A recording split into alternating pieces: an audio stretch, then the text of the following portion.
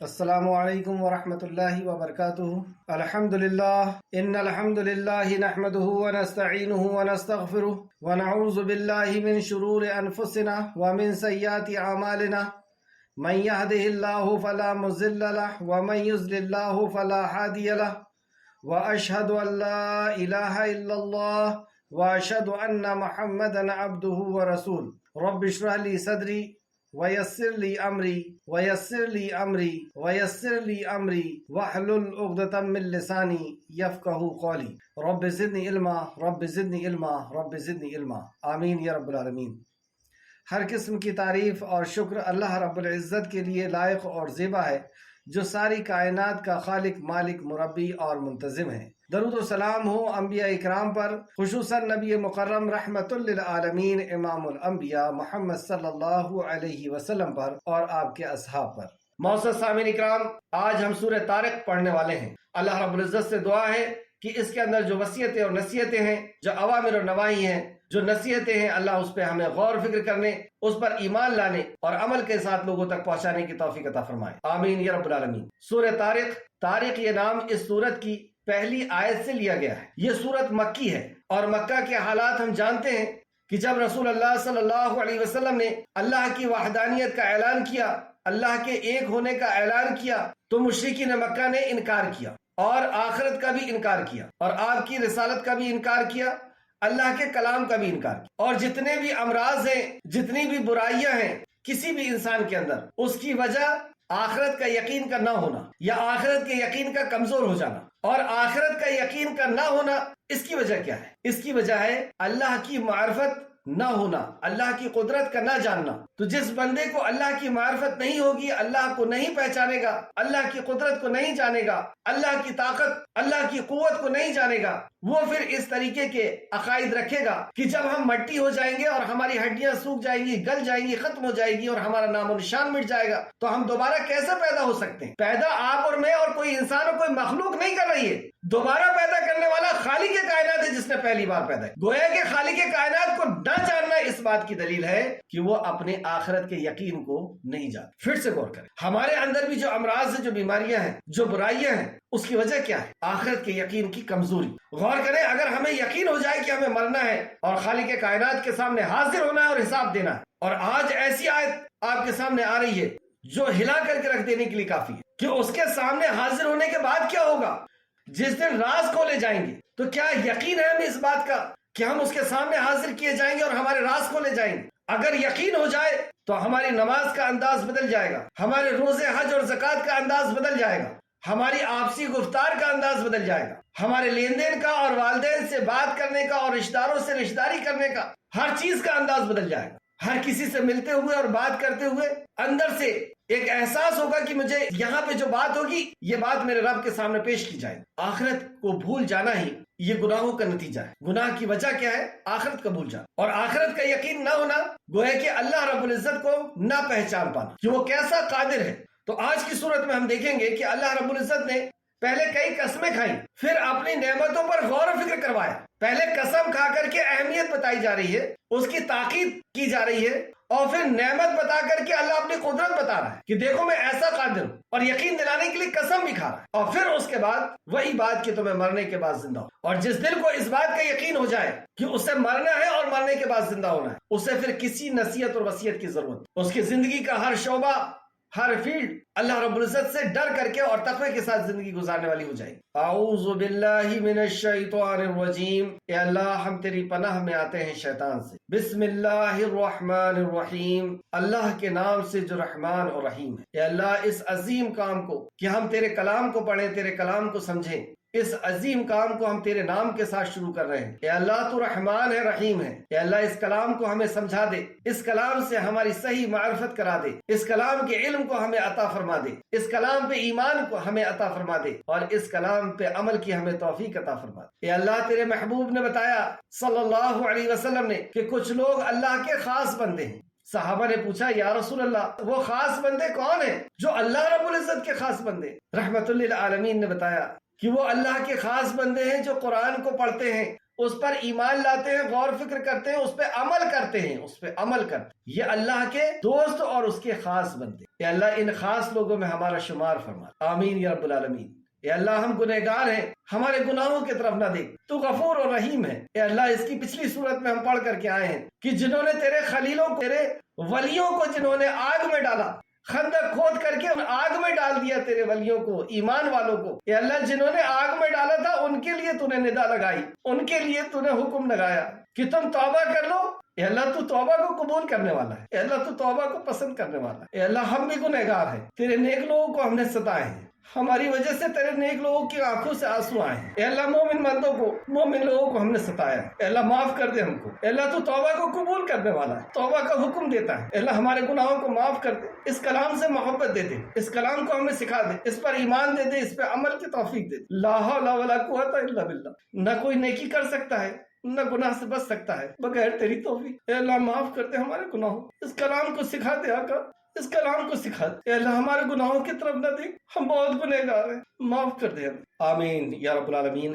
اللهم صل على محمد وعلى آل محمد كما صليت على إبراهيم وعلى آل إبراهيم إنك حميد مجيد اللهم بارك على محمد وعلى آل محمد كما باركت على إبراهيم وعلى آل إبراهيم إنك حميد مجيد آمین۔ والسماء والطارق، قسم آسمان کی، والطارق اور طارق کی۔ جب بھی قسم کھائی جاتی ہے تو تین باتیں سامنے ہوتی ہیں، اس میں تین چیزیں ضرور ہوتی ہیں جب قسم اللہ رب العزت کھاتا۔ پہلی حرف قسم، یہاں پہ حرف قسم واو ہے، اور دوسری قسم کس چیز کی کھائی جا رہی ہے، اور تیسری کس چیز کے لیے قسم کھائی جا رہی ہے، یعنی جواب قسم کیا ہے۔ تو یہاں پہ اللہ رب العزت کہا والسماء والطارق، قسم ہے آسمان کی، والطارق اور رات کو آنے والے کی، وما ادراک ما الطارق، اور آپ کو کیا معلوم کہ رات کو آنے والا کیا ہے، النجم الثاقب، وہ چمکتا ہوا ستارہ ہے، وہ چمکتا ہوا ستارہ ہے۔ ابن عباس فرماتے ہیں کہ اس سے مراد ستارے ہیں جو ہمیں آسمان پر نظر آتے ہیں۔ تو اللہ رب العزت نے آسمان کی قسم کھائی اور اپنی عظیم مخلوق ستاروں کی قسم کھائی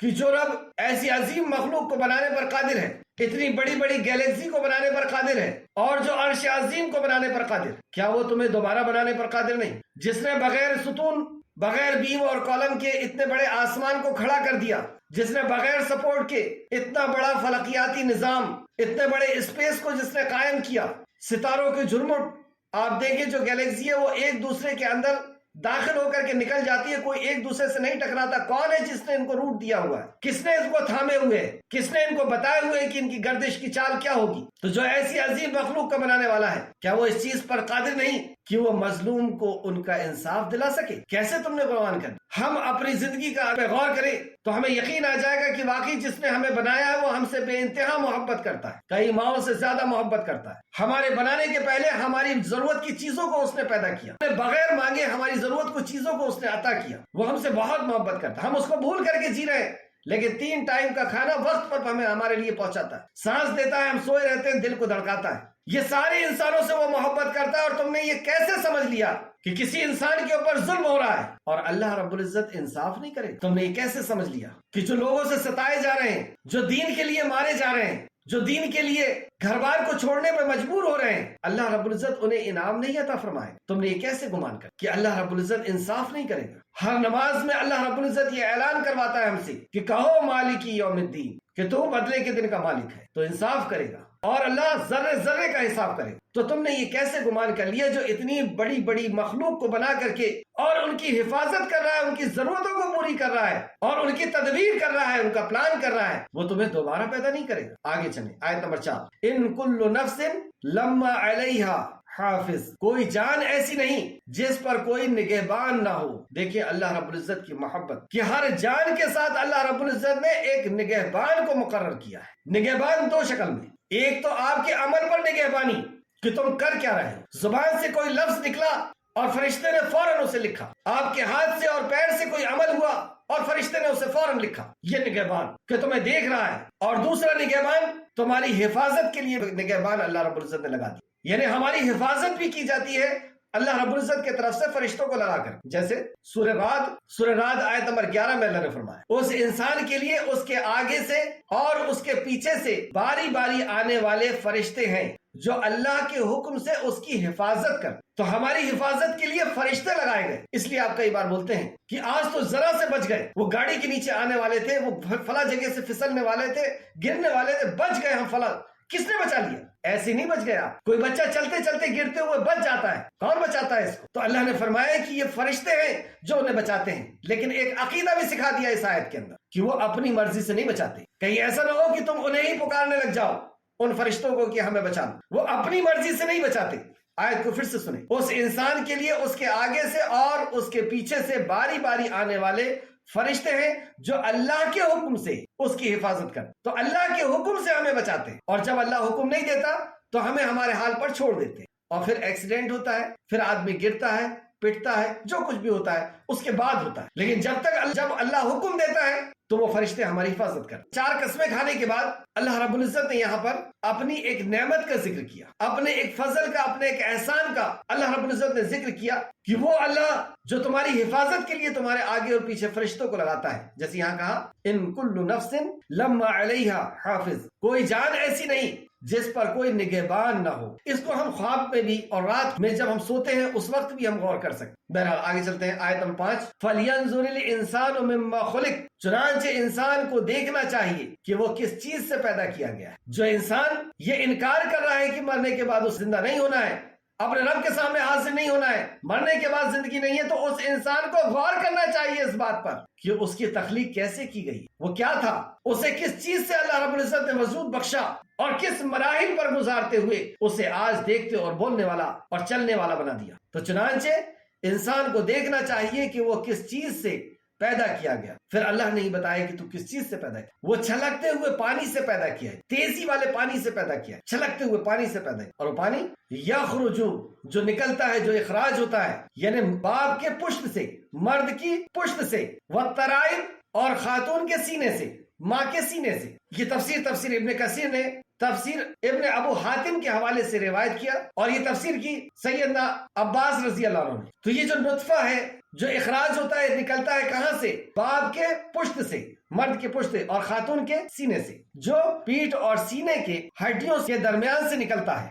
انہو علی رجعہ لقادر, بے شک وہ اللہ اسے دوبارہ پیدا کرنے پر قادر ہے. جو اللہ, آپ بتائیں کتنی بڑی سائنس جو ہمارا آج کئی سالوں میں پتہ لگا پایا یا اب پتہ لگا پایا. اللہ رب العزت کسی اور طریقے سے بھی انسان کو پیدا کر سکتا, وہ تو قادر ہے. اور پیدا کر کے دکھایا اس نے عیسیٰ علیہ السلام بغیر باپ کے, آدم علیہ السلام کو بغیر ماں اور باپ کے. لیکن ہمیں اس انداز سے اتنی کمزوری سے اٹھا کر کے یہاں تک پہنچایا, گویا کہ ہمیں غور و فکر کرنے کا اس نے ایک موقع عطا فرمایا کہ جس رب نے تجھے اس انداز میں پیدا کیا کہ جب تو کوئی چیز نہ تھا اور ایسے مشکل مراحل سے گزارتا ہوا تجھے یہاں تک لے کر کے آیا ہے, یہ ہے جواب قسم. اور جو نعمتیں اللہ رب العزت نے دکھائی اس کی, ان دونوں چیز کی وجہ یہاں انہو علی رجعہ لقادر, بے شک وہ اللہ اسے دوبارہ پیدا کرنے پر یقیناً قادر ہے. پیدا کرنے والا, ذرا غور کریں, اللہ رب العزت ہے جس نے پیدا کی, کسی اور کے پیدا کرنے کی بات نہیں ہو رہی.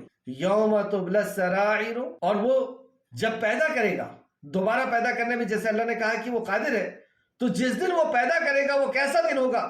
جس دن راز ظاہر کیے جائیں گے, راز ظاہر کیے جائیں گے. حشر کے میدان کی بہت سی ہولناکی ہم نے پڑھ کر کے آ چکے ہیں کہ سورج قریب کر دیا جائے گا, جہنم کے مارے جوش کے جہنم پھٹ پڑے, اور اس کے چیخنے اور چلانے سے ہر کوئی گھٹوں کے بل گر جائے گا, یہاں تک کہ ابراہیم علیہ السلام اپنے گھٹنے پہ آ کر کے کہیں گے کہ اے اللہ, میں صرف تجھ سے اپنے نفس کا سوال کرتا ہوں. نفسا نفسی کا عالم ہوگا, نہ ماں اپنے بیٹے کو پہچاننے کے لیے تیار ہوگی, نہ بیٹا اپنے باپ کو پہچاننے کے لیے تیار ہوگا, اور نہ دوست کے کام آئے گا. ایسا ہولناک دن کہ ہر کسی کو اپنی پڑی ہوگی, ایسا ہولناک دن کہ اس جہنم کو کنٹرول کرنے کے لیے 70,000 لگامیں ہوں گی, اور ہر لگام کے اوپر 70,000 فرشتے ہوں گے. ایسا ہولناک دن. لیکن یہاں پہ جو ہولناکی بتائی جا رہی ہے اس پر غور کریں کہ وہ ایسا دن ہوگا کہ جس دن راز ظاہر کیے جائیں گے. جو راز تمہارے دلوں کے اندر چھپے ہوئے ہیں, ہمارے دلوں کے اندر, وہ راز کو ظاہر کیا جائے گا. کون سا راز؟ کہ بظاہر تو ہم بہت اچھے دکھ رہے ہیں, بہت نیکوکار دکھ رہے ہیں, نماز بھی پڑھ رہے ہیں, روزہ بھی رکھ رہے ہیں, حج بھی کر رہے ہیں, زکات بھی دے رہے ہیں, اور دعوت و تبلیغ کا کام بھی کر رہے ہیں. لیکن اس دن راز کھلے گا کہ راز کیا تھا اس کے پیچھے, کیوں کر رہا تھا اس کو. جو نماز پڑھ رہے ہیں اس کے اندر کا راز نکالا جائے گا کہ نماز کے پیچھے کیا راز تھا. لوگوں کے بیچ میں معزز بننا, نمازی کہلانا، عزت مل جائے اس وجہ سے وہ پڑھتا تھا۔ حج کیوں کیا تھا؟ نیکی کا کام کیوں کرتا تھا؟ خالق کائنات نے سورہ بقرہ کے اندر فرمایا کہ وہ دیکھیے ایسا قادر ہے، للہ ما فی السماوات و ما فی الارض، اللہ ہی کے لیے ہے جو کچھ آسمانوں اور زمین کے اندر ہے۔ وَإِن تُبْدُوا مَا فِي أَنفُسِكُمْ أَوْ تُخْفُوهُ يُحَاسِبْكُم بِهِ اللَّهُ، اور اگر تم اسے ظاہر کرو جو تمہارے دلوں میں ہے یا اسے چھپاؤ، اللہ تم سے اس کا حساب لے گا۔ جو کچھ تمہارے دلوں کے اندر ہے، جو نیت ہے، اللہ رب العزت اس نیت کو دیکھنے والا ہے۔ جو کچھ دلوں کے اندر ہے، اللہ رب العزت اس کا حساب ہے۔ فَيَغْفِرُ لِمَن يَشَاءُ وَيُعَذِّبُ مَن يَشَاءُ، پھر جسے چاہے گا بخش دے گا اور جسے چاہے گا عذاب دے گا۔ وَهُوَ عَلَى كُلِّ شَيْءٍ قَدِيرٌ، اور وہ ہر چیز پر قادر ہے، وہ قادر ہے۔ مطلب ہم اپنے سجدوں کے نشان پر غرور نہ کریں، وہ تو نیتوں سے نتیجے نکال لے، نیتوں سے نکالے گا، وہ نیتوں کو دیکھ رہا ہے۔ سب سے پہلے جہنم میں جانے والا کون ہے؟ اللہ اکبر، مسلم شریف کی حدیث کہ اللہ رب العزت ایک شہید کو بلائے گا، ایک دین پر عمل کرنے والے، دین کو لوگوں تک پہنچانے والے عالم اور دائی کو بلائے گا، اور ایک صدقہ کرنے والے کو بلائے گا۔ پوچھے گا کیا کر کے آئے؟ حدیث کا میں مفہوم بتا رہا ہوں، لفظ ادھر ادھر ہو سکتے ہیں، سینٹنس آگے پیچھے ہو سکتے ہیں۔ اللہ پوچھے گا شہید سے کیا کر کے آیا؟ شہید کہے گا کہ اللہ تیری راہ میں قربان ہو کر کے آیا۔ اللہ رب العزت کہے گا نہیں، میری راہ میں نہیں، میرے لیے نہیں۔ اللہ اس کے نیت کو دکھائے گا۔ اللہ ہر چیز پر قادر، جیسے سورہ ملک میں فرمایا اللہ رب العزت نے کہ وہ تو تمہاری چھپی ہوئی باتوں کو بھی جانتا ہے۔ کیسے ہمارے دل کے اندر خطرات گزر رہے ہیں، اللہ کیسے جان لیتا ہے؟ اللہ نے جواب دیا، کیا جس نے پیدا کیا وہ نہ جانے گا؟ اس نے ہمیں پیدا کیا ہے، اور جان کیسے سکتے ہیں وہ بہتر جانتا ہے کہ نیتوں کو کیسے جانا جا سکتا ہے اس مشین سے۔ اس مشین کو دو پیر کے اسی نے بنایا۔ دوسرے شخص سے پوچھے گا کیا کر کے آیا؟ کہے گا کہ اللہ میں نے خوب دین سیکھا، لوگوں کو سکھایا، لوگوں کو دین سکھایا، یہ بہت اچھا واعظ کرتا تھا، نصیحت کرتا تھا، دائی تھا، عالم تھا۔ اللہ رب العزت کہے گا میرے لیے نہیں کیا، لوگوں کے لیے کیا کہ لوگ تجھے دائی کہیں تو لوگ تجھے عالم کہیں، معلم کہیں، اور فلاں کہیں اور فلاں کہیں، لوگوں نے ایسا کہہ دیا، میرے لیے نہیں کیا۔ صدقہ کرنے والے سے پوچھا جائے، کہے گا اللہ تیری رضا کے لیے صدقہ کیا؟ اللہ کہے گا نہیں، میری رضا کے لیے نہیں کیا، لوگوں کو دکھانے کے لیے کیا کہ لوگ تجھے صدقہ کرنے والا دانی کہے، دانی۔ لوگوں نے کہہ دیا، حکم ہوگا انہیں منہ کے بل گھسیٹتے ہوئے جہنم میں پھینک، یعنی انہیں جہنم میں پھینک دو، یہ کہا جائے گا۔ اور یہ ریاکاری اتنی سخت چیز ہے کہ رسول اللہ صلی اللہ علیہ وسلم نے فرمایا، اور کس کو؟ اپنے صحابہ کو، اور پھر آنے والی قیامت تک امت محمدیہ کو، کہ مجھے تمہارے بارے میں کالا دجال سے بھی زیادہ جس چیز کا ڈر ہے وہ ریاکاری۔ یہ ایسی زندگی کے اندر آتی ہے کہ چیوٹی کی چال سے بھی ہلکی چال سے زندگی کے اندر آ جاتی ہے ریاکاری، دکھاؤ۔ چیوٹی کی چال اس سے بھی زیادہ ہلکے تھے، چیوٹی کی چال کو بھی آج سائنس نے دیکھ لیا، رسول اللہ نے 14 سال پہلے بتایا۔ بہرحال تو یہ دکھاوا اصل میں شرک ہے، کیونکہ ہم عبادت کر رہے ہیں نا، اور عبادت کس کے لیے کرنا ہے؟ اللہ رب العزت کے لیے۔ تو عبادت ہم اللہ کے علاوہ کسی اور کے لیے کر رہے ہیں، یہ چھوٹا شرک ہے، شرک اصغر، اور شرک اکبر زیادہ خطرناک۔ تو شرک اصغر بھی ایسا شرک ہے جو جہنم میں جانے کا باعث بن جائے گا، جیسے اس حدیث سے ہمیں پتہ چلا۔ شرک اصغر ایسا شرک ہے جو نیکی کو ختم کر دیتا ہے، اس نیکی کو کھا جاتا ہے۔ عمل کی قبولیت کی جو 3 شرائط ہیں اس میں سے یہ دوسری شرط ہے، ایمان کے بعد اخلاص، اللہ کی رضا، اور تیسرا نبی مکرم صلی اللہ علیہ وسلم کا طریقہ۔ تو جہاں پہ قیامت پر کھڑے ہونے کی بات مشرکین مکہ سے کہی گئی، وہاں پر آپ اور مجھ سے بھی کہی جائے کہ ہوش میں آ جاؤ، وہ ایسا دن ہے جس دن تم کھڑے ہونے والے ہو کہ تمہارے اعمال کے نتائج دکھائے جائیں کہ تم نے وہ عمل کیوں کیا تھا۔ عمل کرنے کے تعلق سے ایک اور حدیث دیکھیں جو امام بخاری اور مسلم دونوں نے روایت کیا ہے۔ سیدنا عمر بن خطاب رضی اللہ عنہ بیان کرتے ہیں کہ رسول اللہ صلی اللہ علیہ وسلم نے فرمایا، اعمال کا دار و مدار نیت پر ہے۔ جو بھی ہم عمل کر رہے ہیں وہ ڈیپینڈ کرتی ہے ہماری نیت پر۔ نیت اگر اللہ کی رضا ہے تو اللہ اس کا اجر دے گا، اور اگر اللہ کی رضا نہیں ہے نیت، تو پھر وہ عمل ہم کو کوئی بھی بدلہ اس کا نہیں ملنے والا، بلکہ اس کا گناہ ہو گیا کہ جو کام اللہ کے لیے کرنا تھا وہ ہم نے کسی اور کے لیے کیے۔ تو اخلاص یہی ہے کہ صرف اللہ کی عبادت، صرف اللہ کے لیے، نوٹ کر لیں اس کو، صرف اللہ کی عبادت ہوگی اور صرف اللہ کی رضا کے لیے، صرف اللہ کے لیے، دکھاوے کے لیے نہیں کہ ہم عبادت تو صرف اللہ کی کر رہے ہیں لیکن دکھاوے کے لیے کسی اور کے لیے۔ اور دوسرا نبی مکرم صلی اللہ علیہ وسلم کا طریقہ، جب اللہ رب العزت عمل کو قبول کرے گا تو یہاں فرمایا کہ عمل کا دار و مدار نیت پر ہے، ہر آدمی کو وہی ملے گا جو وہ نیت کی ہوگی۔ جو شخص اللہ اور اس کے رسول کے لیے ہجرت کرے گا تو اس کی ہجرت اللہ اور اس کے رسول کے طرف ہوگی، مطلب اللہ کے ذمہ ہے کہ اس نے ہجرت اللہ کے لیے کیا، اللہ اس کا اجر دے گا۔ اور جو شخص دنیا کمانے کے لیے یا کسی عورت سے نکاح کرنے کے لیے ہجرت کرے گا تو اس کی ہجرت انہی کاموں کے لیے ہوگی، مطلب اس میں اس کو ہجرت کا ثواب نہیں ملے، جس کام کے لیے اس نے ہجرت کیا اس کے لیے ملے گا۔ بخاری شریف حدیث نمبر 54 اور مسلم شریف حدیث نمبر 1907۔ تو یہ بہت ہی دہلا دینے والی آیت کہ ہم سب حاضر کیے جانے والے ہیں، اور غور کریں کہ ہمارے ایسے کون کون سے عمل ہیں جو خالص اللہ کی رضا کے لیے کیے گئے تھے، کوئی نہیں جانتا اس کو، صرف میں جانتا ہوں، میرا رب جانتا۔ کتنا صدقہ ایسا ہے کہ جو ہم نے دان کیا، صدقہ کیا، اور اس کو کوئی نہیں جانتا، صرف میں جانتا ہوں، میرا رب جانتا ہے۔ کتنے عمرہ ایسے ہیں، کتنے حج ایسے ہیں، کتنی نمازیں ایسی ہیں، اور لوگوں کے ساتھ احسان و سلوک جو ہم نے کیا ہے، کتنے احسان و سلوک ایسے ہیں جس کو آپ جانتے ہیں اور آپ کا رب جانتا ہے، اور جس کے ساتھ کیا ہے صرف وہی جانتا۔ غور کریں ہم لوگ ہیں کہاں، یہی ہے محاسبہ۔ کتنی دعوت کا کام ایسا ہے جس کو کوئی نہیں جانتا، جس کے دعوت دیے تھے وہ جانتا ہے، میں جانتا ہوں، اور اللہ جانتا ہے۔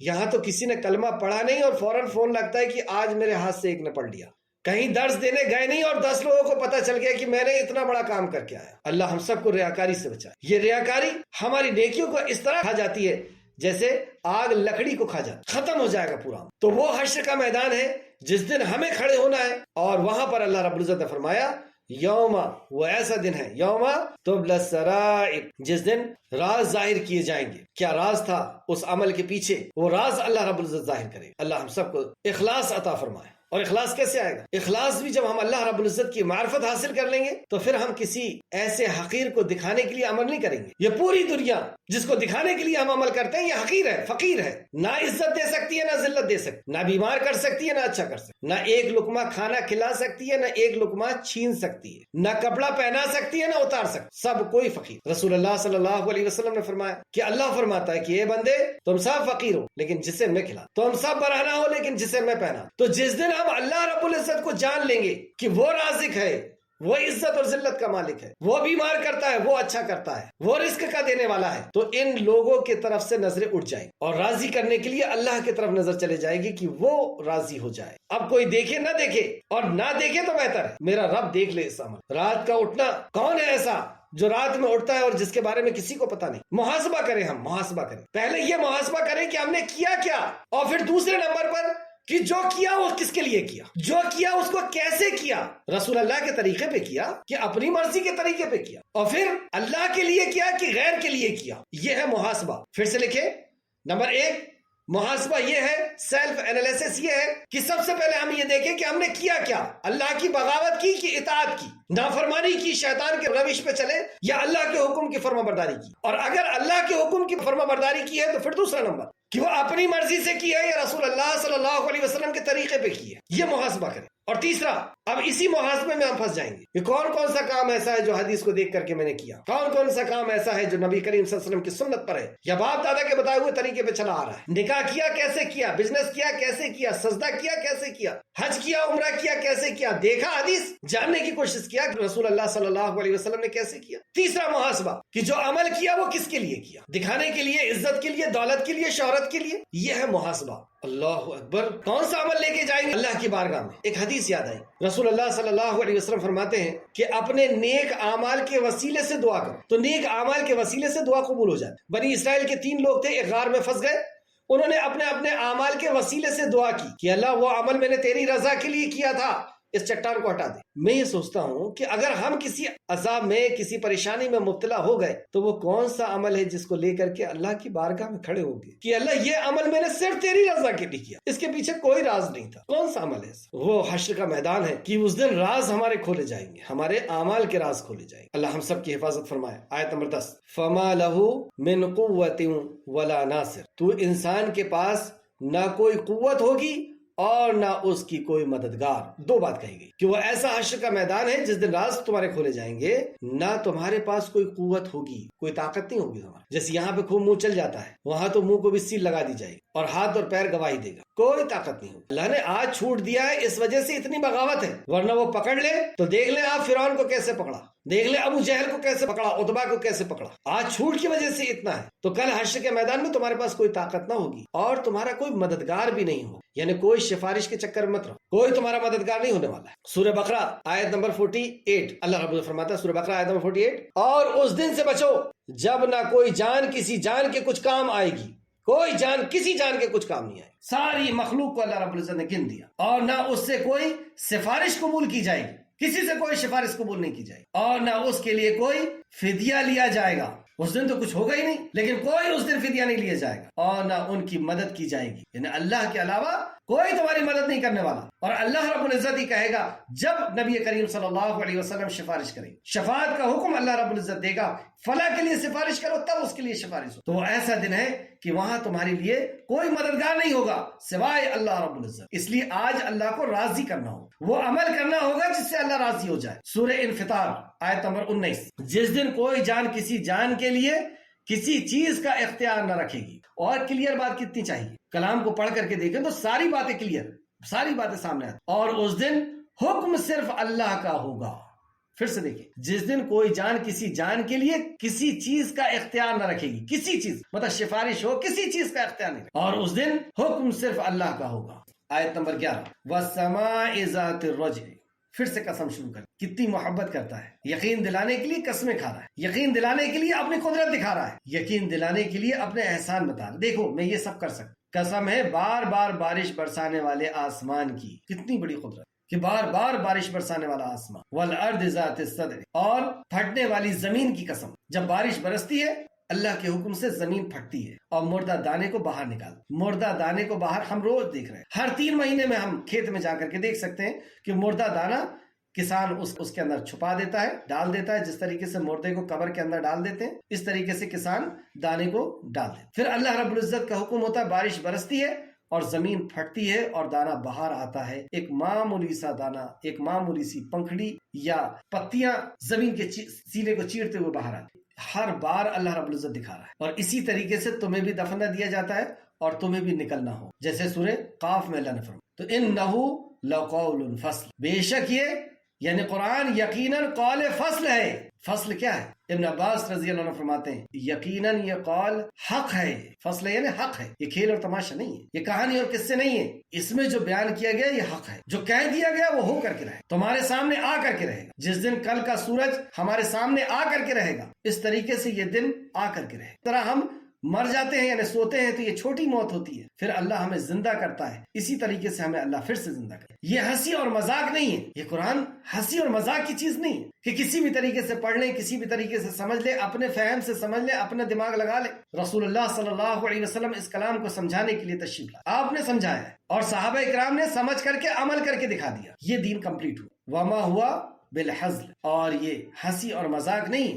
انہم یکیدون کیدا. بے شک وہ کافر کچھ چالیں چلتے ہیں، مطلب اس دین کے خلاف کچھ چالیں چلتے ہیں، اس قرآن کے خلاف کچھ چالیں چلتے ہیں. وَأَكِيدُ كَيْدًا. تو اے نبی کریم صلی اللہ علیہ وسلم اور ہم بھی ایک چال چلتے ہیں. اور اے نبی مکرم صلی اللہ علیہ وسلم آپ ان کافروں کو ان کے حالات پر چھوڑ دیجیے، انہیں تھوڑی سی مہلت دیجیے. مطلب جو آپ کی تکذیب کر رہے ہیں، جو اللہ کا انکار کر رہے ہیں، مرنے کے بعد کی زندگی کا انکار کر رہے ہیں، کلام کا انکار کر رہے ہیں اور کھیل اور تماشا سمجھیں، قرآن کو ہنسی اور مذاق کی چیز سمجھیں، جبکہ یہ قول فیصل ہے، حق ہے.